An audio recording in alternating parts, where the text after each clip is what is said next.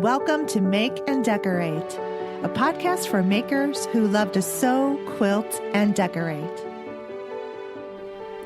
Hey everybody, welcome to Make and Decorate. This is episode 20 and it is a Minisode. I haven't done a Minisode in a while and I thought maybe I had a little time this week to get one out, but it's funny because this week is like uber super duper busy and here I am wanting to toss in another Minisode. I'm just really excited because, we're just finishing up our first week of February. Yay! We are out of January.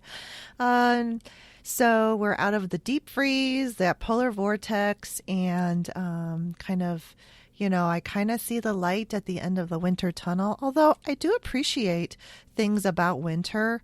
And I really do love, first of all, that there's no bugs or mosquitoes when you go outside.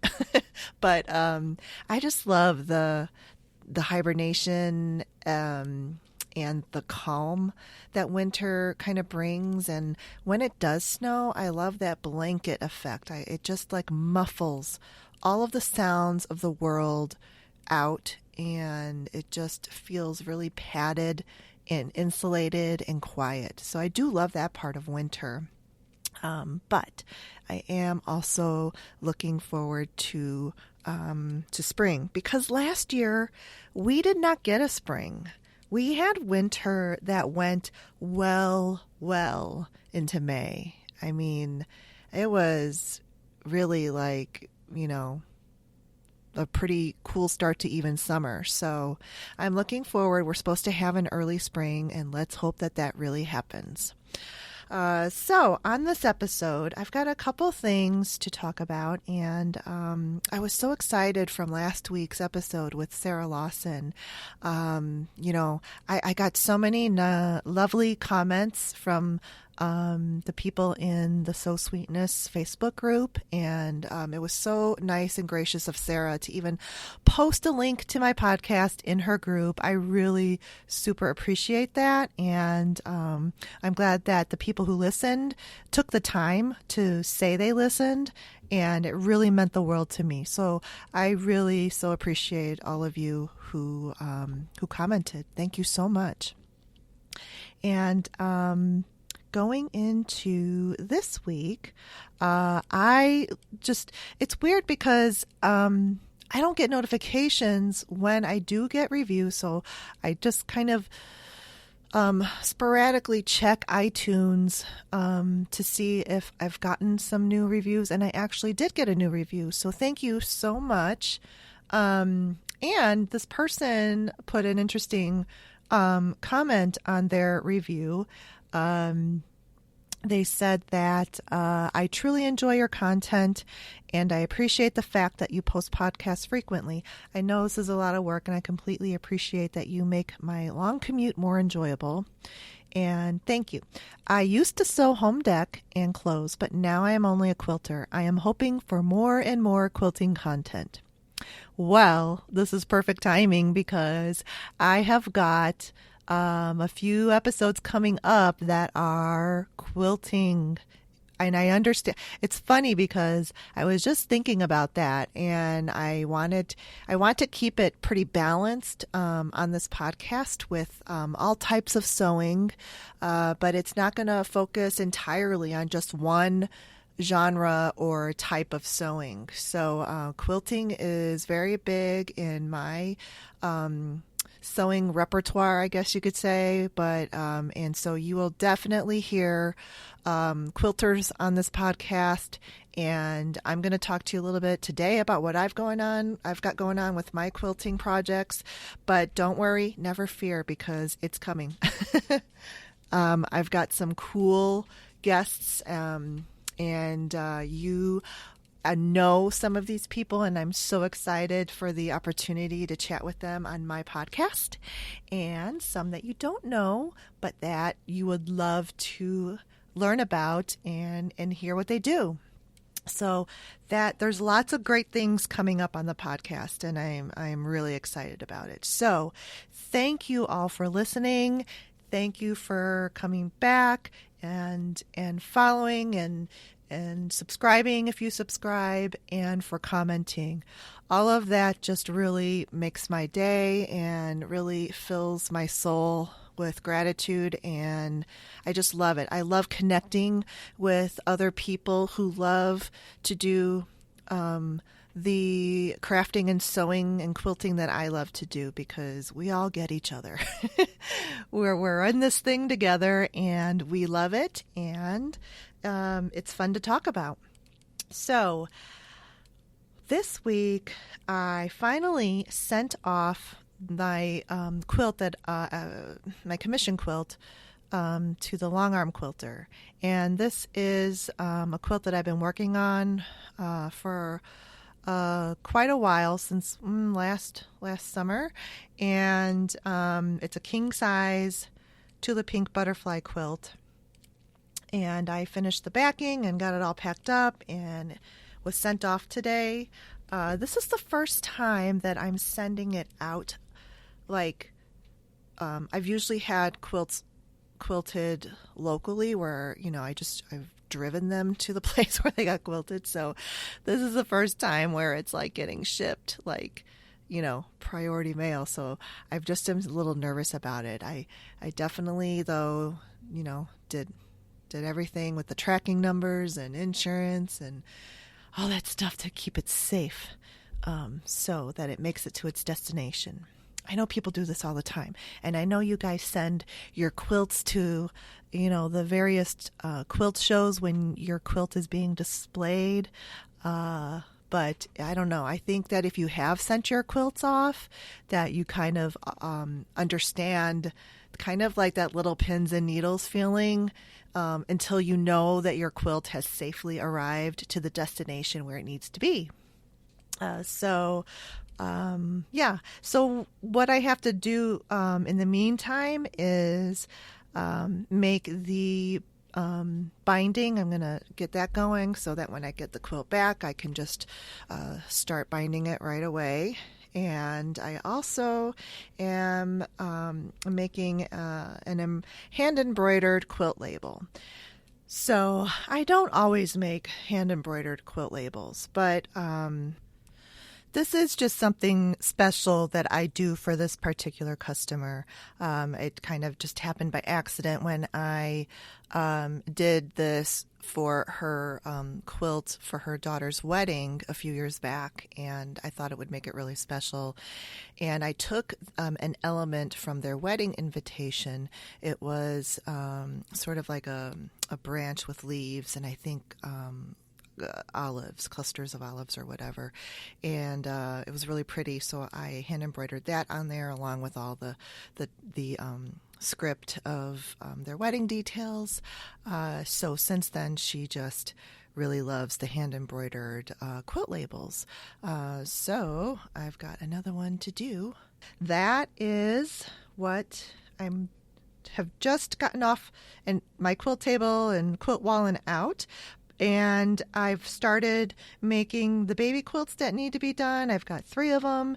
So one of them is in process. The top is almost done. I did post on Instagram a picture of part of the top, and I still just need to add some borders to it. And then I'm going to machine quilt that one on my own machine because it is a smaller size quilt, and I should be able to do that. And then I've got another one to make. This one was for a baby boy, and I've got another one to make for a baby girl. And then the third one is actually for my sister who had her baby in August. So yeah, I've got a lot of catching up to do. But for that quilt, that I'm actually the first 2 quilts for the baby boy and girl, and this is for like a client gift. So I just sort of designed those on my own, and it's kind of easier to do when you're making baby quilts. You can just kind of like, put together a certain block style or whatever. And I made this boy one like a really cool star block that's a little bit larger in the center. So it looks pretty cool. But for my sister, I am making the Fancy Forest in the baby quilt size. The pattern is by Elizabeth Hartman. So I am looking forward to making that. I have not made that before, and this pattern has been out for quite a while. So it's so cute, and I can't wait to see how that turns out. But with this quilt, I have been thinking about how I will quilt it because, you've got the cute little animal faces on there, and I think I want to sort of do some interesting quilting around the faces and sort of, kind of make them special and pop out and accentuate the features a little bit more. And I ran across this YouTube channel, and it's called it's the quilter's name. Her name is Natalia Bonner, and I'll put that in the show notes. And she is actually I think she's called a gammal quilt artist, but she is a long arm quilter, and she uses a gammal machine. And her videos are beautiful. They're very good. And she has a series of quilting this Fancy Forest quilt. So it's really cool. I got some interesting ideas. I like how she did sort of this little feather design inside the bunny's ears. Oh, it's so cute. And then just some outline quilting and other things. So I'm really enjoying watching those. She does like one block, I guess, per episode. And it's just interesting to see her process, and she makes it look so easy. So I'm sure by the time when I start to go do this, it's not going to be as easy as I think it is. But take a look at that channel. It's really cool. She's really a good quilter, and she has a website, and she has a quilt ruler that she sells. So and I have not done any ruler quilting at all. I've only done machine quilting with a walking foot, and I've done some limited free motion quilting. So I guess, the next step would be to try the ruler quilting. So if any of you have done some ruler quilting on your domestic sewing machines, I'd really love to hear from you. I'd like to know how that goes and what you think about it and how you like it and if it's easy enough to catch on. It looks interesting. I've seen Angela Walters do ruler quilting as well. So it looks like it's doable. Just another one of those learning curves to try out. What else? So I do have some new quilting notions that I just got, and this one I have not tried out yet. This would have come in handy. In fact, this is what prompted me to order this. Working on the half square triangles that I just did for this baby quilt. And I have seen this around. It's called Clearly Perfect Angles. And it's like one of those window, it reminds me of those window cling films, like when you decorate your window with stuff. It's like a little plastic template, and this one lays on the bed of your sewing machine around your sewing foot, and it has the 45-degree angle lines on either side of the sewing foot, and then it's got a couple of solid lines with a 1/4 inch and a dotted line, for seam allowance spacing. So I'm looking forward to trying this out because this may eliminate I think it's supposed to eliminate having to draw the 2 lines on either side of center on each of the half square triangle blocks. So this one you can just use these guidelines and sew your half square triangles with really easy. So I'm just looking at the paper, but I haven't tried it out yet. So I will report back after trying this, and if anyone else has tried it, let me know success or not success. But I'm looking forward to trying that out. and I jumped on the bandwagon of the mini Wonder Clips because they're so darn cute. And I got those. They are cute. Are they, end all be all necessary notion? No. The regular size Wonder Clips are those. The mini ones, they're really cute, and I see them being, very helpful with maybe some English paper piecing, or if you're doing the mini patchwork piecing, I think that they would be really good at that.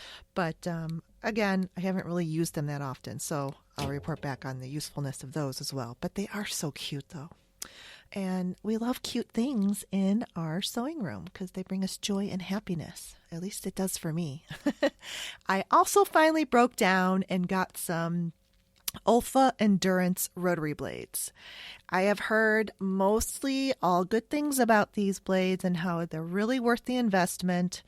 And they do outlast the standard rotary blades. So I hope that is the case. I'm sure it is because that's the word around town.